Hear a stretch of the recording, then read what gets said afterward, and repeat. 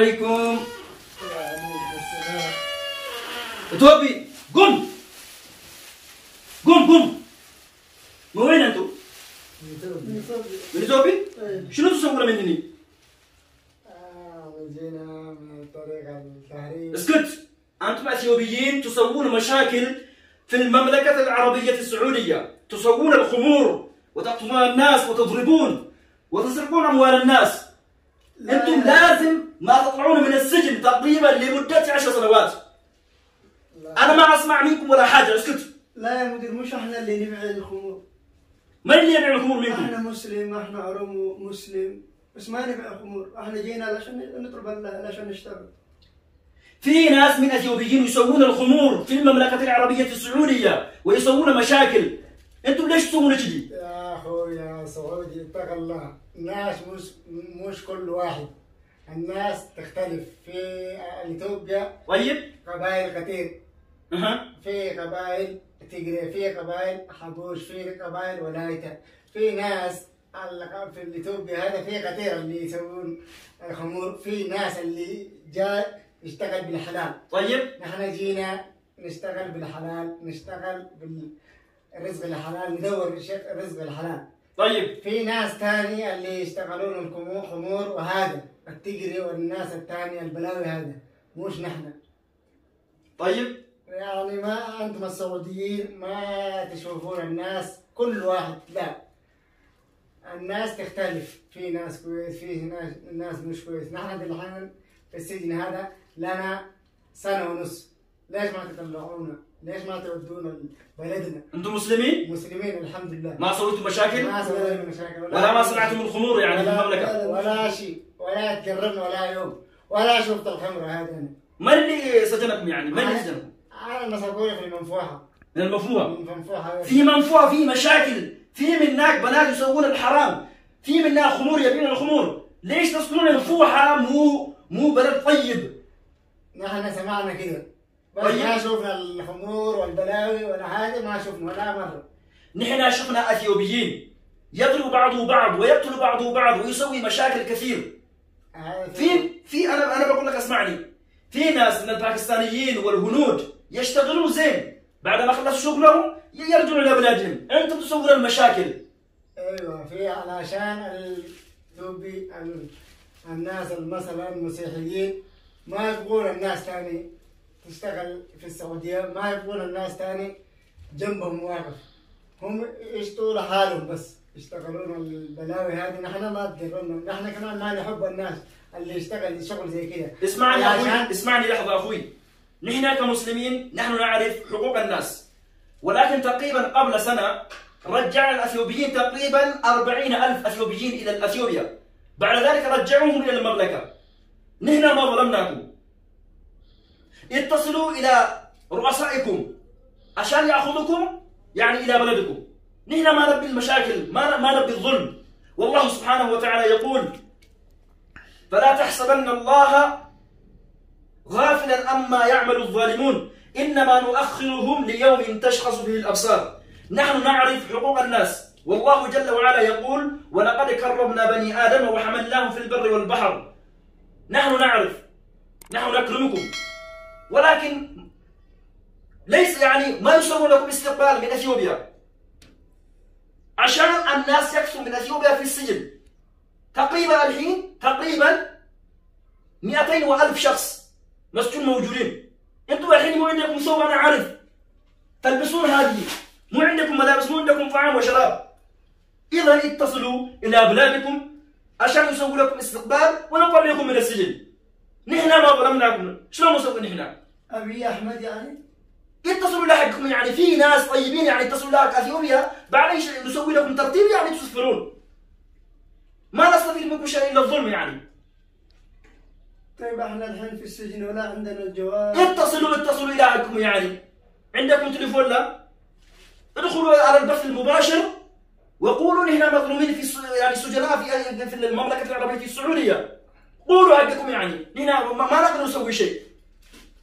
نحن كلمنا كثير مرة في السفارة. طيب. السفارة اللي اثيوبيا ما تجي هنا، الناس اللي هنا ما يجوا. هذا كل شيء منكم، أنتم تروحون تتكلمون السفارة الإثيوبية اللي موجودة في الرياض. مو عندكم سفارة؟ السفارة شنو قال لكم؟ السفارة ما تجي، نحن في السجن كيف نعرف كيف نقدر نروح للسفارة؟ كيف نتقابل السفارة؟ ما نقدر، ولا عندنا جوال ولا عندنا شيء ولا عندنا شحن. أيام الحرب يسكرون علينا مخيف، أيام البارد بس إن شاء الله بس نسوي لكم حل، فإن شاء الله عليكم بالدعاء، صلوا صلاتكم يعني ارفعوا ايديكم الى الله عز وجل. والله سبحانه وتعالى يقول اما يجيب المضطر اذا دعاه ويكشف السوء.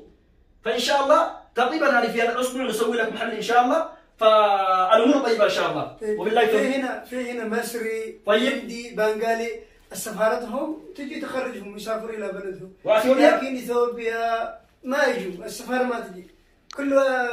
كل شرطه يدخل هنا بيقول خلي تجي السفاره ما جاءت. الحكومة اتصلوا إلى حكومة نفس الكلام اللي تقوله، هذه المشكلة. فإن شاء الله والله سبحانه وتعالى يقول إنهم يرونه بعيدا ونراه قريبا، فإن شاء الله ستفرجون في وقت قريب إن شاء الله. إن شاء الله. أوكي؟ مع السلامة إن شاء الله. مع السلامة. السلام عليكم ورحمة الله. بسم الله، السلام عليكم ورحمة الله وبركاته. خبجمتوتا هردفتوتا يوتيوب channel وبساتكم أكم جرتو نجا كيسني فيادا نتنجا الحمد لله. وبلين قا دراما جبابة تكورابني اسني بدي اسني دراما كان رتجا ركو وبلين كينيا من هدا سعودي عربية كيستي إسام مدتشاجرو كان إبس كان إسان إفسجلته وجدوا مالف وبلين كينيا بيجي سعودي عربية كيستي من هدا كيستي هدون شنك ما جرو درر ما جرو كيستو قابلي سلام أكمله قبنا كنان مكيف نتبنا ما أشي أكمله كون ركوب سجاجرو كون من هدا سن كيستي لبود أباجرو ورسنيف سجلته ودا ورامني جشوا دراما كان إسنيس دراما كان جاودا بكهندت فيسبوك ياتو بكهندت شير غودا ورشي جرو سجلي هاتان ميجا شيخ حمزة نسنولين جرا إسانيس يادك أبان إسنيف دبرسني جبابسي ونين جتشو بربادو أني وقا سديدورا هدان توري جتشو بيوم سعودي عربية كيستي شميزي هدا هاريا بنميتو جرا هدا قدا سن كيستي من هدا قدا شميزي سن كيستي هدا مني توري أنا فبليس كينيا ركو قرتش كيسن نموداتي وانتي هوندا كان دورا ليغا فيديوون ورابي سنف ديسيتن تور بيسن كيستي غا يرو هدو يرو منسن كيستي هدا مني جروتي warri gartee Paakistaan ni jiranii, Hindiin ni jiranii, Masriin ni jiranii. Isaaniif safaaraan isaanii amma ammatti dhuftee warri gartee safaaraan isaanii dhuftu mana hidhaa keessaa bahanii nagaan biyya isaaniitti galan. Nuti gaa warri Itoophiyaa kun achi keessatti yeroo hedduu safaaraan keessan hin dhufne nu jaan. Yoom biyyan nu galchitan, yoom tarheel nu gootan gara biyyaatti yoom nu galchitan yeroo jennuuni safaaraan keessan dhufuu qabdi, imbaasiin keessan dhufuu qabdi nu jaan. Yeroo sanitti oowwa hamaatu ture, oowwa kana keessatti gaa manas nutti cufanii bakki qilleensi nuu seenuu hin jiru akka malee gaa namni kun finniisi baasee dhuduchaawee akka malee qaamni isaa rakkoo adda addaatiif saaxilamee ture. Nu baasaa oowwa kana keessaa nagayaan biyya keenyatti nu galchaa jennee gisee gaafannu Abiy Ahmeditti bilbiladhaa safaaraan keessan hin dhufu, imbaasiin keessan hin dhufu, imbaasiin keessan dhufee yoo waraqaa gartee nurraa guutee isin fuudhe nutilleen waan as keessatti isin ajjabnuuf hin qabnu asitti isin dararuuf hin qabnu nagayaan biyya keessanitti isin galchina biyya keessanitti safaaraa keessanitti bilbiladhaa dhufanii nu jechaa turan. Warri safaaraa nu fardeessaan turre dhufaa hin turre rakkoon gaagamuma mootummaa Itoophiyaati kan nu hubanne jechuu yeroo sanitti kan egaa kan rakkoo ta'e yeroo sanitti dhumarra gaa warri imbaasii dhufee foormii guute nagayaan gara biyyaatti galle jechuu alhamdulillah. Akkasii mee Hamza isinilleen جوابسا لامس دبرسا. السلام عليكم ورحمة الله وبركاته. وانا سن يشوف برادو بني وان كينيا ركون اما يسن كيسا جرتنو ركو جمادا نبيكنا نهوبنا غرو امو وانو نتسيني غونو غما ربيتي بوهو كوفا هنگان دينيا جيچودا موتوما كينيا يادچي سودا موتوما يرو جلكباتي جيچودا غرتي اوفيساتي ديمي نانو سوداني في نانو مصري اكسما سعودي بيجي غرغرا ديمي جيچودا ورا هيدامي جرو أوروبلاني ساعتين جتورا طائرة ساعتين وفي تكفتي ولين سوراكا يرون قرتي قام بيات في ديك يسديبيو أمني هندون الرقم مدي ربين كده تافي تربوه جتورا أما أمو هنقا دراسنا أو هنقا جتورا أمني تقريبا أمتا لما كان أمتا سدي جرا كان أمتا لما جرا كان باتي جا جرا كان باتي تكو جرا wanni isaan uffatan miikaa kana jechuudha. Huccuu jijjiiratan hin qaban. Manni hidhaa biraa nyaata jira, dhugaatii jira, mukayyafa bareedaa jira. Garuu manni hidhaa Suudii irra baay'inaan namni seeraan ala waan seenuuf jecha ilmoon namaa akka hayawaanaatti kan laalamu. Biyya Qur'aani Rabbii itti bu'ee keessatti kabajaa ilmoon namaa argamu. Keetarra ilmoon namaa sadarkaa sareedhaa gadi taatee jirti jechuudha. Dubartiin banii Israa'el tokko maal goote? Isiin dubartiin kun sagaagalummaa dalagdi. Biirii tokko gadi buutee bishaan dhugdii osoo jechuudha gartee deebituu sareen tokko arraba gabbaasee biirii daarii naanna'u jira. Kophee isii kana ofirraa baaftee gadi buutee kophee isii kanaan bishaan waraabdee ol deebitee jechuudha saree kana obaafte. Rabbiin sababa isiin saree kanaaf rahmata gooteef jecha Rabbiin badii isiin dalagde isiidhaaf dhiise jechuudha. Amantiin keenya yookaan amantiin Rabbiin subhaanahu wa ta'ala biyya Suudii keessatti ergamaa keenya Muhammad irratti buuse amantii ilmoo namaa bira kuttee sareedhaaf kabajaa godhaa rahmata godhaa jettu jechuudha. Har'a garuu ilmoon namaa sadarkaa dhabee miikaa uffatee achi keessa ciisu jira jechuudha. Kanaafuu wanni jennu hanga dandeenyeen ilaana hagoonu beeksisa hagoonu rakkoon uummata keenyaa rakkoo keenya jechuudha gartee. Uummata keenyaa beela'aaru, uummata keenyaa jechuudha dheebotaaru, uummata keenyaa teessaalii uffatee jiru gammachuu tokkoon argannu jechuudha. Kanaafuu hanga dandeessaniin nama dandeettii qabdanitti iyyaa gama rabbiitis bu'aa. Kan wanni jechuu danda'u inshaallah rabbii yeroo dhihootti achirraa sinaa baasu gammachuu keessa rabbiin nu haa dhageessu. Inshaallah mee ati asirratti yaada qabdu yoo jiraate gabaabsite. Akkasumatti akkuma baree kan jette rakkoon uummata keenyaa rakkoo keenya uummanni keenya rakkoo hamtuu keessa saaxilamee jira. Hidhaa Suudii san yeroo hedduun hidhamee akka hiyyaatti yeroo afur akkanatti hidhameetiin ture gaafa dura wayyaadha gaata boodarraa tanirra ati xiqqoo turre jirra.